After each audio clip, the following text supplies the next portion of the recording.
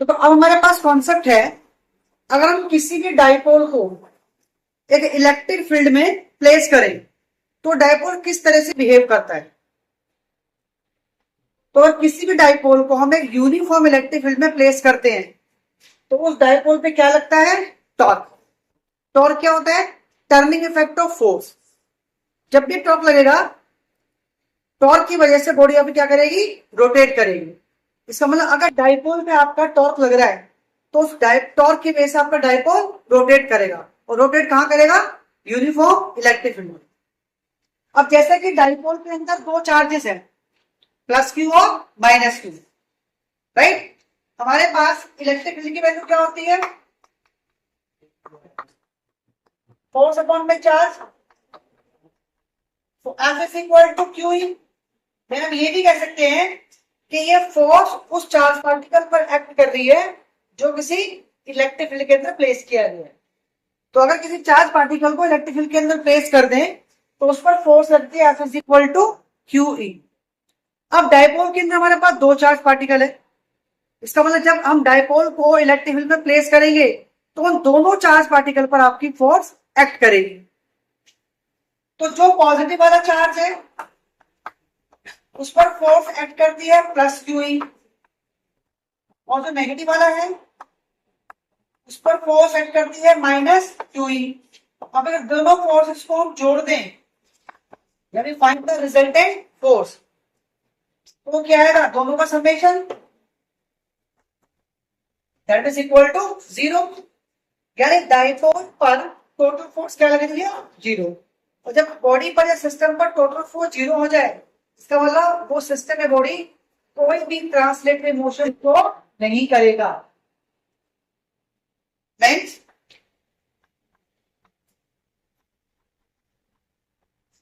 There is no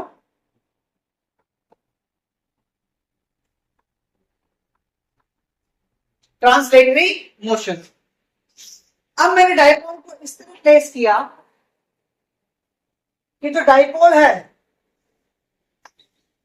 वो electric field के साथ कोई एंगल बना रहा है।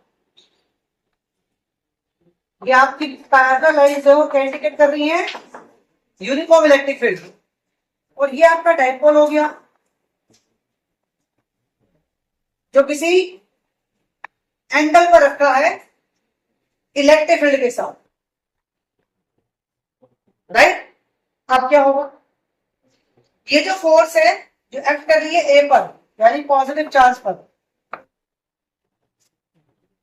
Q E. तो पॉजिटिव चार्ज पर जो फोर्स लगती है उसकी डायरेक्शन वही होती है जो इलेक्ट्रिक फील्ड की है। इलेक्ट्रिक फील्ड कैसे मूव कर रहा है, ऊपर की तरफ। इसका मतलब ये जो फोर्स ए पर कर रही है वो भी in the same direction of electric field हो जाएगी, और नेगेटिव पर लगेगी इलेक्ट्रिक फील्ड के अपोजिट, यानी नीचे की तरफ। तुम्हें क्या देखने को मिल रहा है कि इस डाइपोल पर दोनों फोर्स जो लग रही है, कैसे लग रही है, एक ऊपर और एक आपकी नीचे। तो जब ये दोनों फोर्स एक साथ एक्ट करेंगी तो क्या करेंगी, ये आपकी डाइपोल को रोटेट करेगी। यानी इन फोर्सेस की वजह से आपका डाइपोल रोटेट करेगा। रोटेट करेगा तो टॉर्क क्या होगी इसमें,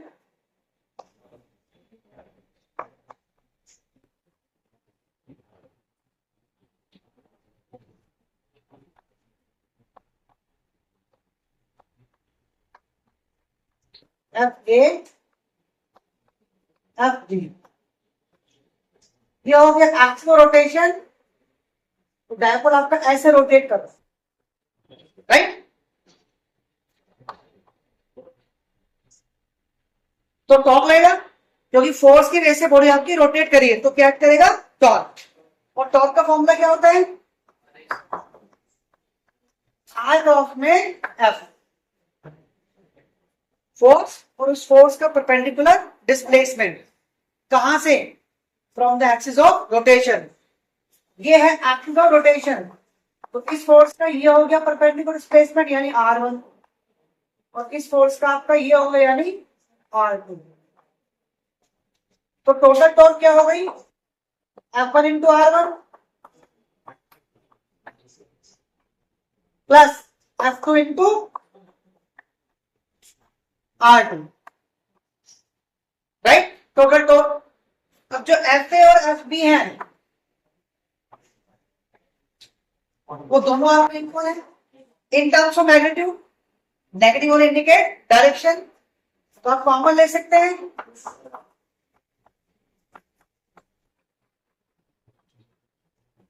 we have R1 plus R2। अब डायग्राम में देखो, अगर R1 R2 को हम जोड़ देते हैं, ये R1 और ये R2, तो पूरा कितना हो जाएगा यहां तक, ये इक्वल हो गया ना, तो DM हो गया।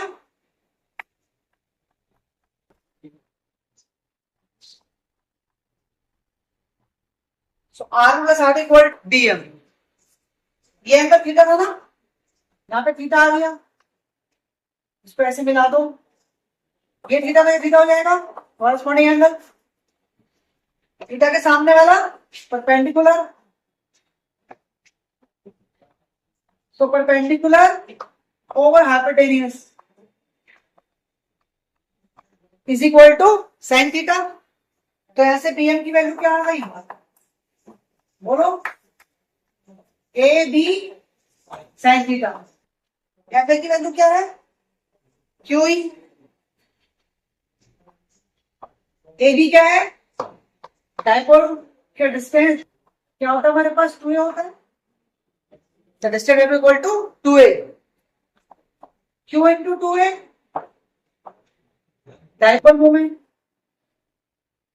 टॉर्क आपके पास आ गया PE साइन थीटा। अगर इसको वेक्टर फॉर्म में लिखोगे,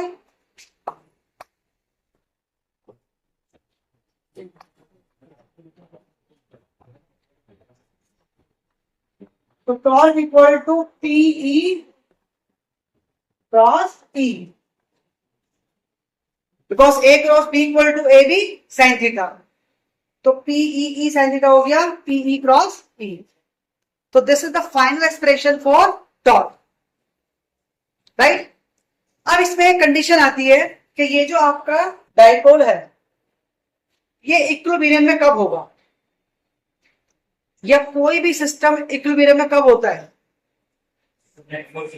जब उस सिस्टम को नेट फोर्स क्या होती है, 0, लेकिन रोटेशन मोशन में फोर्स रिप्लेस बाय टॉर्क। इसका मतलब सिस्टम इक्विलिब्रियम में तब होगा रोटेशन मोशन में जब उसके ऊपर नेट टॉर्क 0 होगी। अब जो टॉर्क 0 होगी उसके लिए कंडीशन क्या है, तो condition of equilibrium theta equal to torque equal to 0। अब टॉर्क 0 होगा उस केस में साइन थीटा क्या होना चाहिए, 0।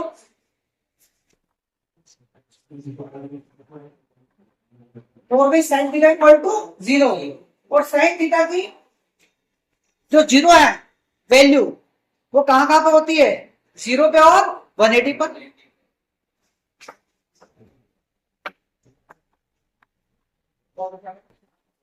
इसका मतलब इक्विलिब्रियम के लिए क्या कॉन्सेप्ट है हमारे पास, इक्विलिब्रियम के लिए टोटल टॉर्क 0 है, उस केस में थीटा की दो वैल्यू है, 0 और 180।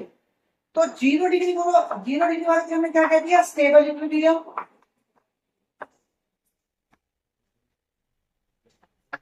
Theta equal to 0 degree. अब थीटा 0 क्या मतलब है, थीटा है डायपोल और इलेक्ट्रिक फील्ड के बीच का एंगल। तो डायरेक्शन कैसी होगी, इलेक्ट्रिक फील्ड आपका ऐसे है, नीचे ऊपर की तरफ जा रहे हैं। अगर एंगल 0 है तो डायपोल और इलेक्ट्रिक फील्ड दोनों की डायरेक्शन क्या होती है, सेम। तो आपका डायपोल में भी सेम डायरेक्शन होना चाहिए। तो डायपोल की पोजीशन क्या होगी, इधर नेगेटिव उधर पॉजिटिव, क्योंकि dipole moment always from negative to positive, इसका अलाइनमेंट होगा। जो 180 वाला केस है उसमें हमने कह दिया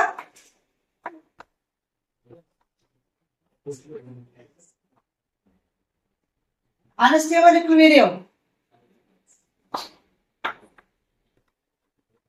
थीटा इक्वल टू 180। अब इसके लिए क्या कंडीशन है भाई, थीटा 180 कैसे होगा आपका?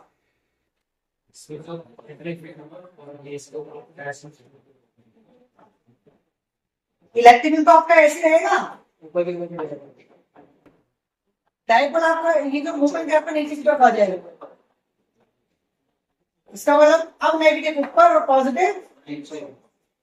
तो these are the position of the dipole. अगर हम इक्विलिब्रियम कंडीशन देखते हैं तो उस केस में डाइपोल की पोजीशन कुछ इस तरह होगी। क्लियर है? तो this is very very important concept. Question आपका ऐसे आता है कि derive an expression to find the torque on a dipole placed in a uniform electric field and find the condition of equilibrium. So you have to define stable and unstable. 5 marks. Clear है?